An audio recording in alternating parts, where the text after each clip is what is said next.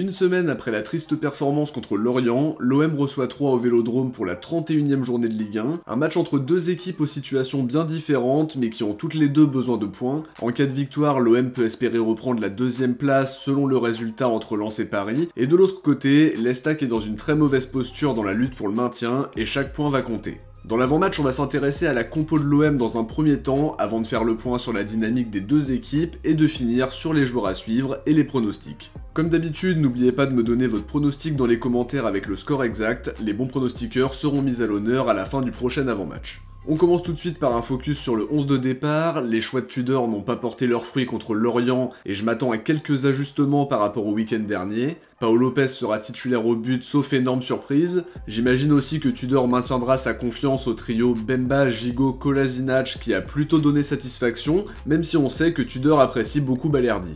Je verrai un petit changement dans les couloirs avec la titularisation de Cengiz Ünder dans le couloir droit, il est capable d'enchaîner les allers-retours, je suis aussi très frustré de son faible rendement dans les positions plus offensives, et ça pourrait être une solution de le revoir à un poste où il avait rendu de bons services, sans pour autant s'imposer comme une solution durable, mais je pense que ce serait quand même une bonne chose de mettre Klose sur le banc un match ou deux. À gauche, je garderai Nuno Tavares qui a beaucoup de déchets certes, mais qui peut faire aussi des différences dans son couloir grâce à sa vitesse et sa puissance. Sur les postes offensifs, j'aimerais voir un trio Malinowski, Sanchez, Vitinha. Troyes se présentera probablement en bloc bas et on aura besoin d'un attaquant de métier pour convertir les rares occasions qu'on pourra se procurer si les Stacks décident de défendre effectivement très bas. Donnez-moi vos avis sur cette compo dans les commentaires et n'hésitez pas à me donner vos compos pour OM et Stack. On entre dans l'analyse avec un focus sur l'OM qui est dans une période de doute dont on a longuement parlé dans une vidéo dédiée que vous pourrez retrouver en commentaire épinglé et sur l'écran de fin de vidéo. La dynamique à domicile est décevante, d'autant plus quand le stade est plein à chaque fois et que les supporters sont toujours au rendez-vous. On reste sur 5 matchs sans victoire au Vélodrome en championnat et si on regarde toutes compètes confondues, on peut ajouter Annecy à la liste.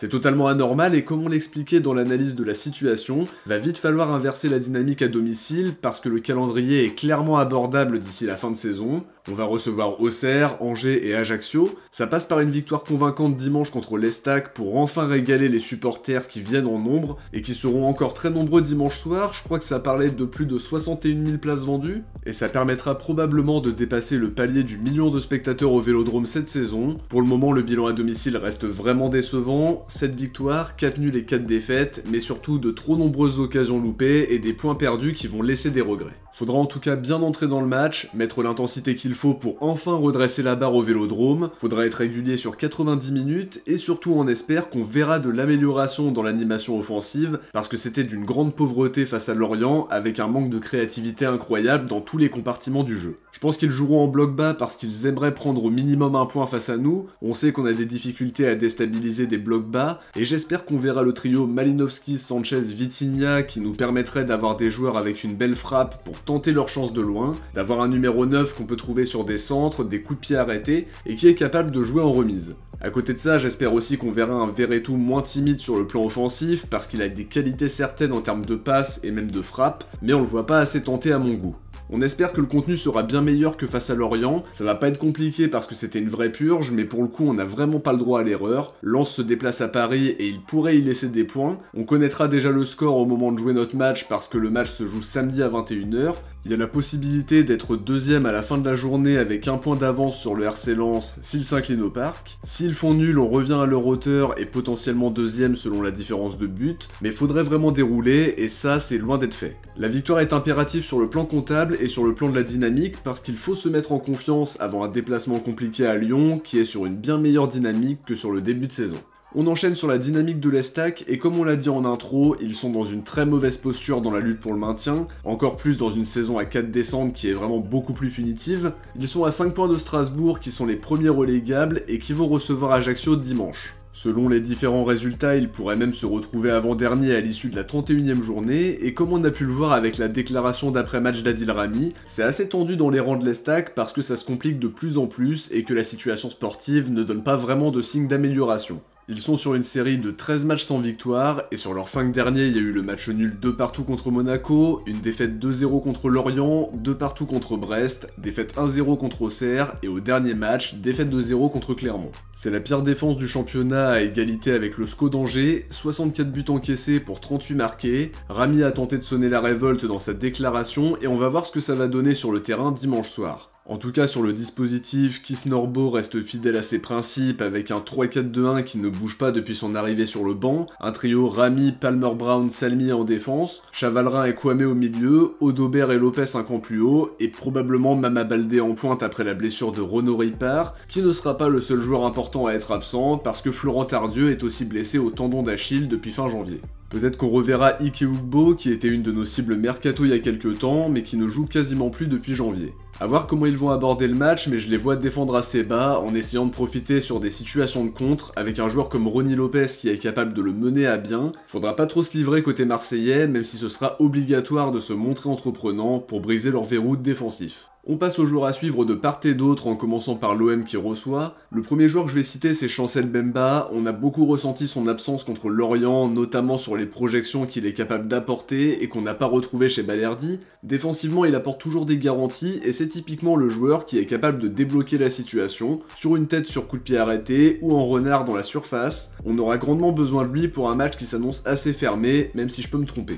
Au milieu, Verretou fait partie des joueurs à suivre parce que je le trouve plutôt bon dans son travail défensif, mais on l'attend aussi un petit peu plus sur les longs ballons, sur les passes qui cassent des lignes, et même dans l'aspect décisif parce qu'il a les qualités pour, mais je trouve que sur les derniers matchs, on a revu un petit peu la timidité du Verretou de début de saison, avant qu'il ne s'affirme un petit peu plus par la suite. Il devrait être titulaire aux côtés de Rongier avec bien sûr beaucoup d'automatisme, c'était moins concluant avec Guendouzi dans le double pivot, là il sera dans les bonnes conditions, mais à lui de se montrer un petit peu moins timide dans le jeu.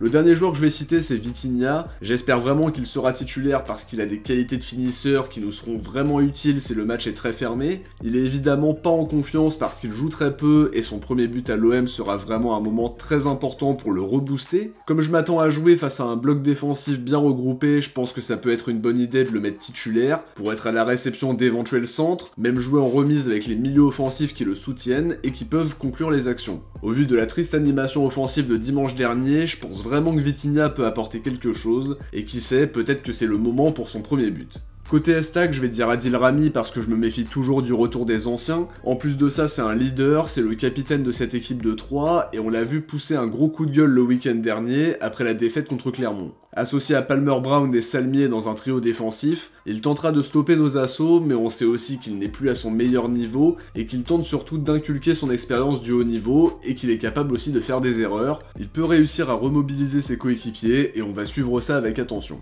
Autre joueur à suivre côté Estac, Rominique Kwame qui peut poser des problèmes dans l'entrejeu parce que c'est un joueur qui est très actif, qui ne compte pas ses efforts et qui est très bon à la récupération. Il avait aussi marqué un très beau but contre Monaco il y a quelques matchs et c'est un joueur auquel il faudra être très attentif. Dernier joueur que je vais citer, Ronny Lopez qui est un joueur aux grandes qualités techniques. Cette saison il est à 5 buts et 5 passes D dans une équipe qui a du mal à briller et c'est le genre de joueur qui peut faire mal si on le laisse déployer son jeu.